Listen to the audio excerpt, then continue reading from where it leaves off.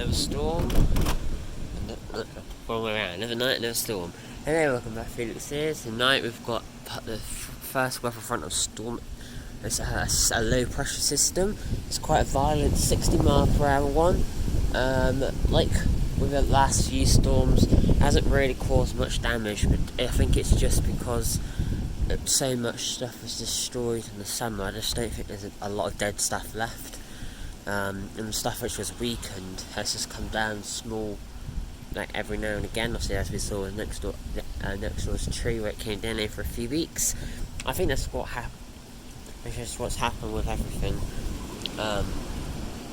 It's a pretty violent one. It's just I also want to extend and upgrade some weather warnings. So I'm issuing an amber rain warning for southwest, south of England and all of eastern Wales and southeastern Wales for exceptional rainfall. This amber weather warning is in force now until Friday at 11 p.m. It's currently Wednesday at 7 p.m.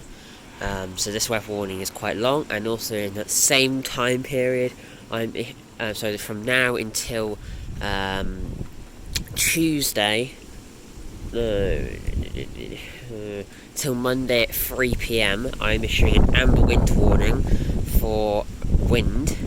So quite a long one for very strong winds up to 95 miles per hour in exposed coastal areas, 125 in mountainous areas, and more 70 widespread. Here we're looking at about 75.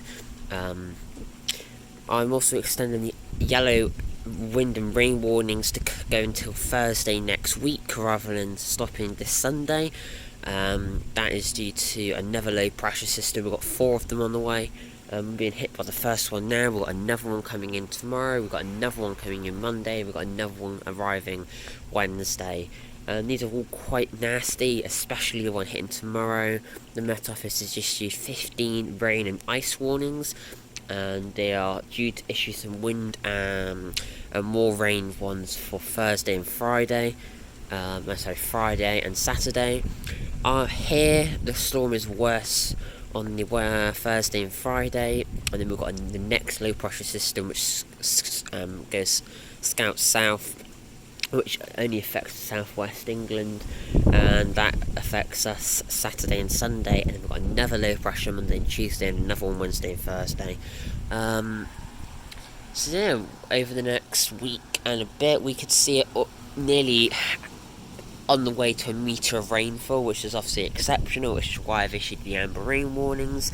I'm also issuing red flood warnings for southwest, south of England, all of Wales, all of Ireland, Northern Ireland as well, and western Scotland and western England. This is just due to the amount of rainfall we've had recently.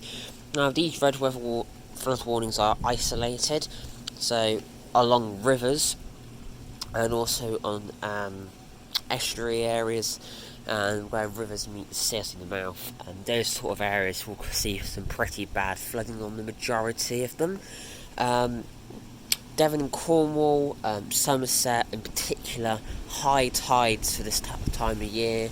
Also we're seeing South Wales with some unusually high tides, and we're also seeing some exceptionally strong winds starting to brew on the Channel Islands as well.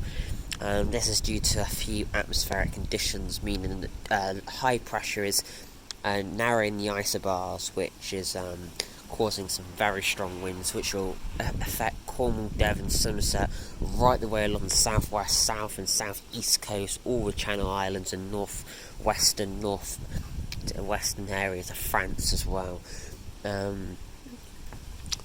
We will highly likely to go up to London, which we could see some pretty bad weather.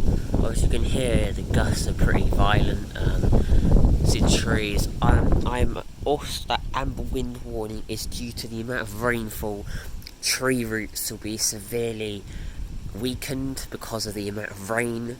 Some areas have still got snow that will melt rapidly, increasing river levels by some areas with 80%, depending on where you are. A small creek going through a river, a small creek going through a woodland will probably increase by about 80% due to the flooding and if there's any snow left.